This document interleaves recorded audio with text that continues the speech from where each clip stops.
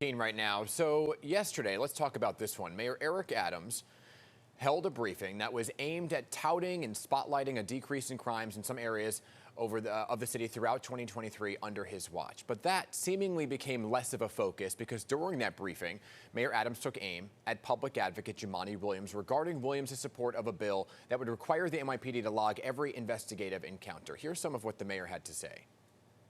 We have a public advocate who pushed for this police bill. He lives in a fort. He lives in a fort. He doesn't take the subway.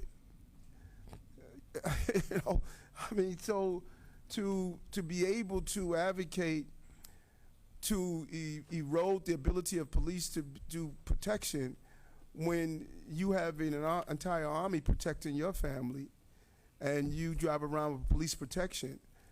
And I don't know when the last time he was on the subway system. Okay, so to respond to the mayor's statements, I'm joined now by public advocate Jumaane Williams. So, public advocate, thank you for being here. Good to see you. Thanks for having me. Always a pleasure. I want to begin with this war of words, really. You just heard the playback right there of the mayor, all stemming from your support of the How Many Stops Act, which I'll get to later.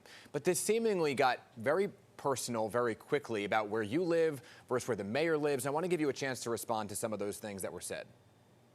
I think it's very unfortunate. I was disappointed in the mayor from moving from substance to personal. I'm always have always been concerned about public safety for the 47 years that I've lived in Brooklyn. Concerned about my mother's safety, my sister's safety.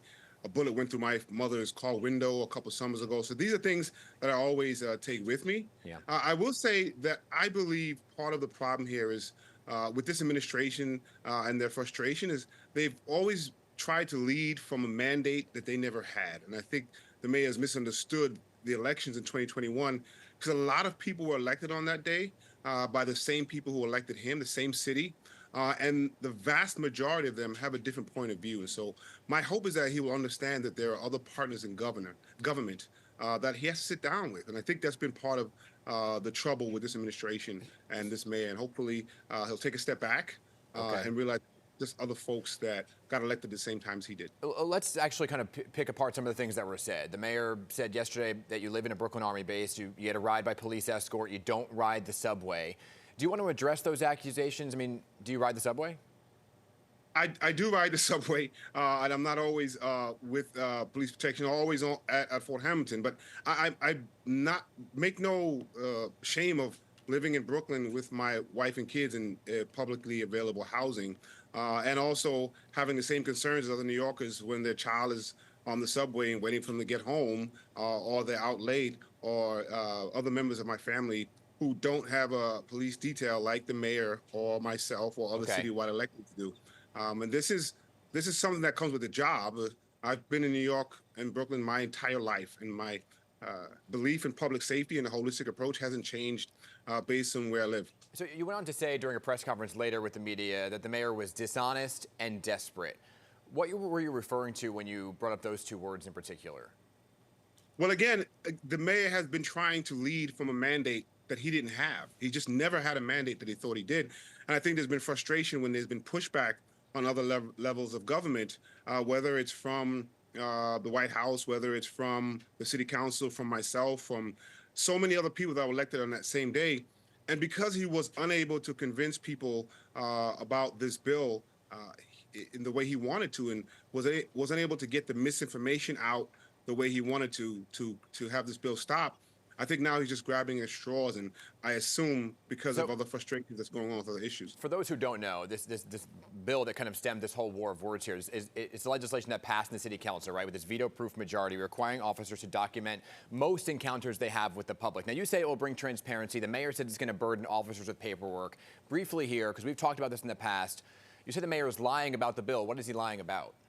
Well, I want to be clear. This mayor supported this bill when he spoke to families who were killed by law enforcement just a few years ago. So he was a supporter of this bill, and the families are one of the reasons that they helped support him. But it's not most encounters. It's level 1 to level 2 stops, and I know that's a lot of jargon for New Yorkers. But what it is when most stops and encounters, when a police officer would turn on their camera anyway, we're simply asking for demographic information of the people that they're stopping. They don't need any what they call pedigree information. They don't need a name. They don't need an address. There's no record of who was stopped. We're just trying to get to the bottom of a question of what is happening on the ground when it comes to stop, question, and frisks and possible abuses. And we don't have that data. So we're simply just trying to get that data the way we did with some of the other stop information. Understood. Now, you have seemingly backed the mayor on many issues. You went to D.C. to push for migrant funding, right? He applauded you for that. We're at the 2-year mark now. So, point blank, would you support Adams for a second term?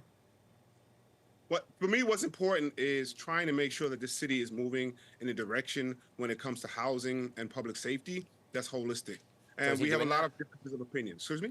Is he doing that? I have a lot of differences of opinions of what he's doing, and I think a lot of New Yorkers do. And so what I hope is that he hopes to try to regain the trust of New Yorkers, because there's been a very bad erosion of trust, and it's hard to govern when you think you had a mandate that you didn't, and you've eroded trust in the public. And my job as public advocate is and has been to make sure we're putting out plans and pushing government to move in the right direction. And we have concerns about the way this administration has been doing that. So will you challenge him? Will you run against him? Oh, no, I've been very clear. I'm not seeking the mayor. I'm running for re-election for public advocate of the city of New York. Public advocate Jumaane Williams, appreciate you setting the record straight here this morning. Good to see you and Happy New Year. Happy New Year to you as well.